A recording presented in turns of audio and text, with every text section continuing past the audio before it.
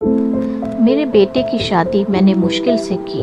वो एक लड़की से प्यार करता था, लेकिन मैं नहीं चाहती थी कि उसकी शादी उसी से हो। मैंने उसे बहुत समझाया और उसकी शादी गांव की एक सीधी सादी लड़की से करवा दी। लड़की का नाम सुधा है। मुझे पता था कि वो लड़की मेरे बेटे और इस घर के लिए बहुत अच्छी है, इसलिए मैंने उस लड़की से शादी मेरे बेटे की करवा दी। सुधा हमारे घर में आई। लड़की घरेलू थी, बड़ों का सम्मान और घर का काम करती थी। अभी 10 ही दिन शादी को हुए थे, लेकिन मुझे लगने लगा कि मैंने अपने बेटे की शादी इस लड़की से करवा कर अच्छा किया। मेरा बेटा राजीव भी खुश ही लग रहा था, लेकिन उस रात के बाद मेरी ये सोच बदल गई। एक रात करीब 2 बजे मेरे बेटे के कमरे से चीखने की आवाज़ आने लगी। ये चीखें मेरी बहू की थी। मैंने थोड़ी देर तक सुना, फिर वो चीखना बंद हो गया। राजीव के पिता मेरे पति को यह सब सुनाई दिया था, लेकिन फिर हमने उन्हें रात में पूछना उचित नहीं समझा, इसलिए दरवाज़ा नहीं खटखटाया। सुबह मेरी बेटी भी बोल रही थी कि मम्मी रात को कौन चीख रहा था। मैंने उसकी बात काट दी, कहा कि कोई नहीं, शायद कोई बाहर से चीख रहा था। मेरी बहू का स्वभाव उस दिन से बदल गया।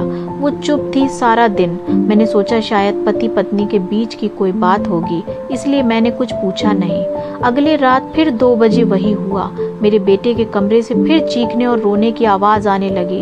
इस रात वो आवाज़ करीब 10 मिनट तक चली। मेरी बेटी उठ गई और उसने हमारे कमरे का दरवाज़ा बजाया। मैंने दरवाज़ा खोला, देखा तो वो बहुत डरी हुई थी। बोली, मम्मी ये क्या है? भाभी रोज़ रात को रोती और चीखती है, क्या है? कमरे के अंदर क्या चल रहा है? दरवाज़ा खुलवाते हैं। मैं दरवाजे में जाने लगी तो मेरे पति ने मुझे रोक दिया, कहा कि रुको, अभी बात मत करो, सुबह दोनों से बात करते हैं। उस रात को मेरा सोना मुश्किल हो गया था। सुबह बहू जल्दी उठकर घर के काम में लग गई। मैं सुबह अपने बेटे के कमरे में गई और उससे पूछा, क्या बात है? रात को बहू क्यों रोती है? उसका चेहरा पूरा उतरा हुआ था। कुछ नहीं, उसकी बातों से सब कुछ साफ नज़र आ रहा था कि ज़रूर कोई बात है।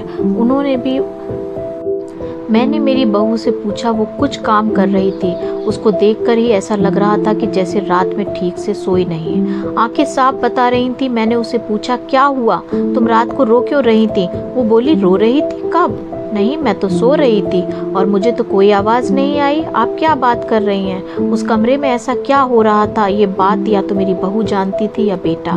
दोनों ही कुछ नहीं बता रहे थे, पर दोनों के चेहरे से साफ पता चल रहा था कि कुछ है जो ये दोनों छिपा रहे हैं। लेकिन क्या?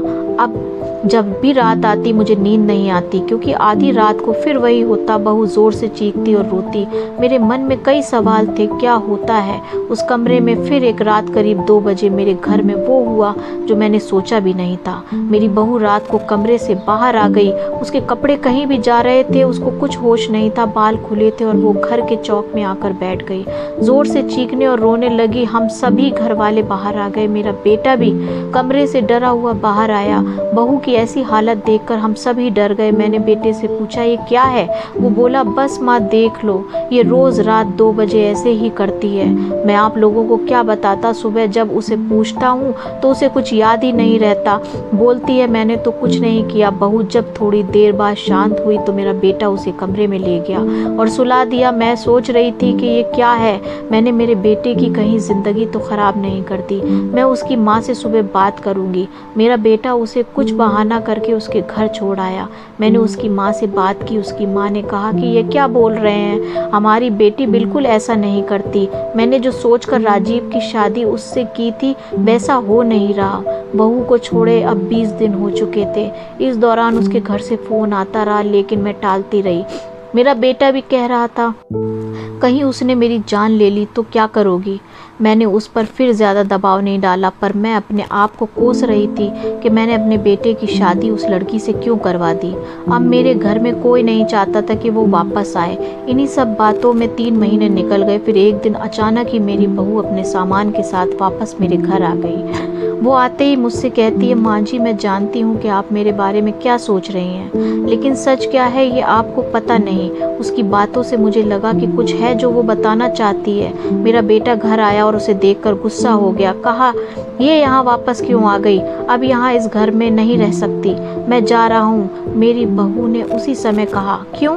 सच सामने आ जाएगा इसलिए डर रहे हो? बताइए सबको सच क्या है। मैं उस तरह से क्यों किया करती थी? बेटा बोला कि क्या सच? सच यह है कि तुम पागल हो और रोज रात उस तरह से करती हो। बहू बोली कि माँ जी, आज अगर सबसे ज़्यादा दुखी और परेशान है तो वो और कोई नहीं, मैं हूँ। मैंने अपने पति की बात मानी, उन पर विश्वास किया।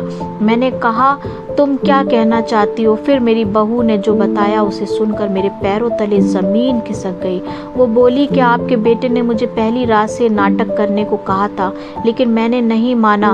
वो कहते हैं कि हम दोनों अलग बड़े शहर में जाके रहेंगे। उनको कहाँ, अगर ऐसे मेरे घर वाले मुझे नहीं छोड़ेंगे, लेकिन तुम इस तरह नाटक करोगी तो वो डर जाएंगे और फिर अलग रहने के लिए बोल देंगे। लेकिन फिर जब वो मुझसे बात नहीं करते थे तो मुझे उनकी बात माननी पड़ी। और फिर मैंने जब सब नाटक किया तो उन्होंने मुझे घर छोड़ दिया। मुझे आप सभी की नज़रों में पागल और न जाने क्या साबित कर दिया। उसके बाद मेरा फ़ोन भी नहीं उठा रहे।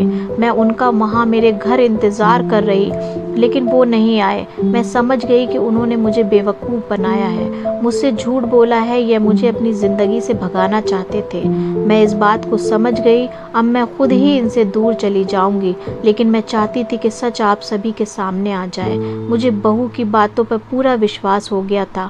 मेरा बेटा बोला तुम्हें इसे रखना है तो रखो, मेरी शादी तुमने इससे नहीं होने दी जिसे मैं चाहता था, और इस गांव की लड़की से करवा दी। मैं चाहता था कि यह भी यहाँ से चली जाए। तुम परेशान हो, सोचो कि ये मैंने क्या किया।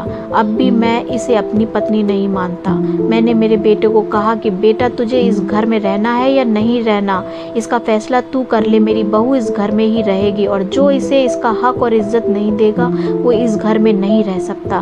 तू इस तरह की साजिश कर सकता